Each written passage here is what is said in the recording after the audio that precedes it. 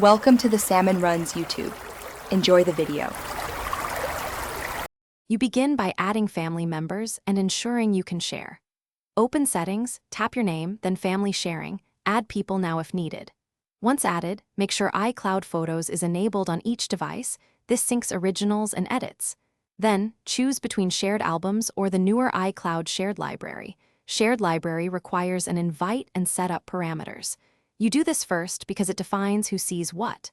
Now that accounts and iCloud Photos are ready, move to configuring the shared library. Next, you set up the shared library itself so photos flow correctly. In Settings Photos, open Shared Library and create it from an existing library or a new one. Invite the family members you added earlier. Choose the rules, share by date range, by people, or let members add manually. This controls what moves automatically. Then assign permissions. Decide who can add, edit, delete, and whether devices switch to the shared library automatically. This keeps duplicates down and keeps privacy intentional. Finally, verify the shared content and finalize settings so everyone sees the expected photos. Open Photos and look for the shared library album, confirm recent uploads and that edits propagate.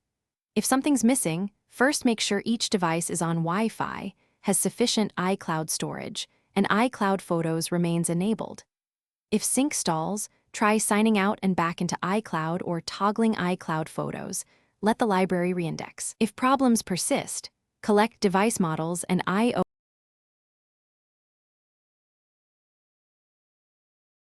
Thanks for watching. Consider subscribing if we helped you.